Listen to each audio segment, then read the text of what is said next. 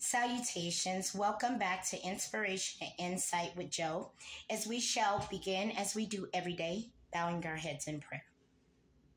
Dear God, dear Mother, dear Holy Mother and Holy Spirit, as I pursue my education for myself and for my career accomplishments, I seek your blessings and financial resources required to cover all of my student debt so that there is no arrears and there is no debt. May it all be paid in full, not just for my courses, but after I've graduated. Please provide me what I need for tuition, books, expenses, as well as when I have completed this debt to be cured, cleared, and paid. Grant me the determination to excel academically and use my education for betterment of myself and assisting others. Thank you for your guidance, your provisions, and your educational journey, for I am nothing without you, and I will remain a student of life. So shall this be, in the name of the Holy Mother, the Holy Spirit, Holy God, and it will be. And it will be.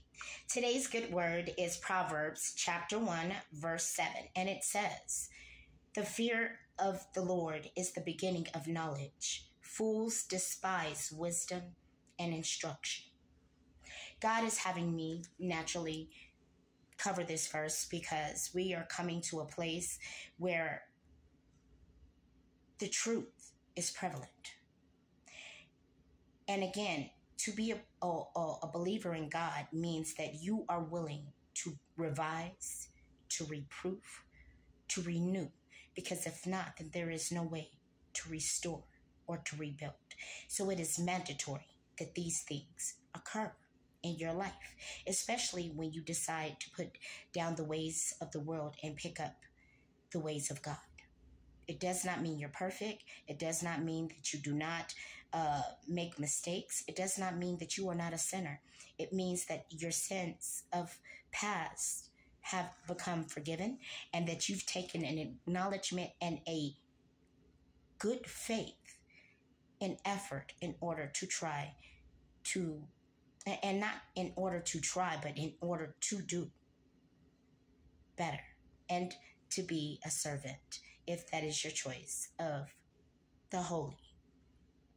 Now, when you fear God, fear of God is to know that God is real, that God holds destiny, that God holds life, that God holds chance, that God holds hope, that God holds knowledge, that God holds tomorrow, that God holds whatever you consider to be yesterday. All these things come from source. Okay? So to fear God is to know that God is in control of all. That's why we fear God. As God possesses your body with spirit, as we define it as life, when God calls that spirit from that vessel, then we call that deceased. For God is power. God we should fear. Fools despise wisdom and instruction. Why? Why? Because pride. Usually pride, not wanting to know anew. Choosing to do wrong, or choosing to know wrong, or choosing to operate from a place of low frequency. Once again, it's a choice, right? But remember, and always remember this, wisdom is to be able to free yourself from bondages, from shackles, from chains, and from things that do not serve you. If you don't take instruction very well in life and never have, then that means that you are not prepared to live. And then even more, it means that you are unprepared to lead. You're unprepared to lead.